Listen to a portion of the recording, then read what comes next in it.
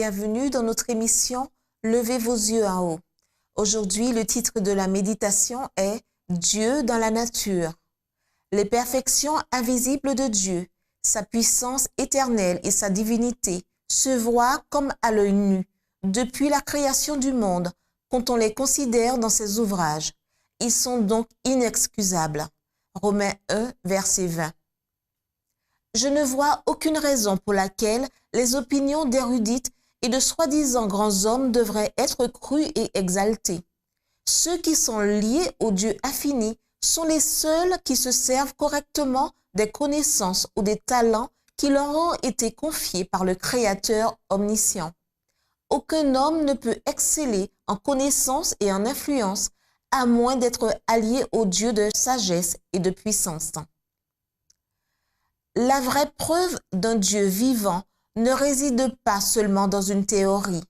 Elle réside en la conviction que Dieu a inscrite dans nos cœurs, qu'il a illuminé et expliqué par ses paroles. C'est la puissance vivante en ses œuvres créées, vues par un regard sanctifié.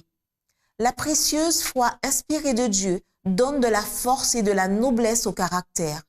Les facultés naturelles sont intensifiées par la sainte obéissance. Toutes les philosophies de la nature humaine dans lesquelles Dieu n'a pas été reconnu comme l'élément le plus important ont mené à la confusion et à la honte.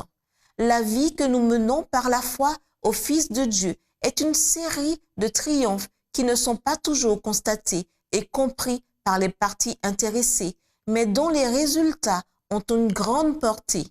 Alors, nous verrons et connaîtrons comme nous avons été connus. Les esprits les plus profonds du monde, s'ils ne sont pas illuminés par la parole de Dieu, sont désorientés et s'égarent lorsqu'ils s'efforcent de sonder les questions de science et de révélation.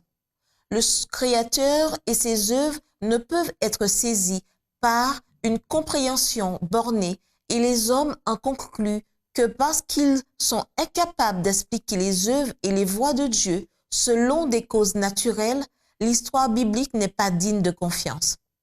Beaucoup sont si désireux d'exclure Dieu de l'exercice d'une volonté et d'un pouvoir souverain dans l'ordre établi de l'univers qu'ils dégradent les hommes les plus nobles de ses créatures. Les théories et les spéculations de la philosophie nous feraient croire que l'homme est venu graduellement, non pas simplement de l'état sauvage, mais de la forme la plus basse d'une création à l'état brut. Ils détruisent la dignité de l'homme parce qu'ils ne veulent pas admettre la puissance miraculeuse de Dieu. Dieu a illuminé l'esprit des hommes et il a répandu un flot de lumière sur le monde par des découvertes dans les arts et les sciences. Mais ceux qui ne les considèrent que d'un point de vue humain tireront certainement de fausses conclusions. Les épines de l'erreur, du scepticisme et de l'infidélité sont déguisées et recouvertes d'événements de la philosophie et de la science.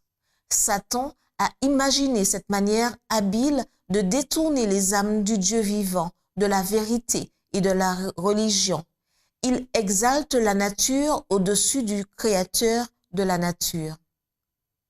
C'était notre émission « Levez vos yeux en haut ».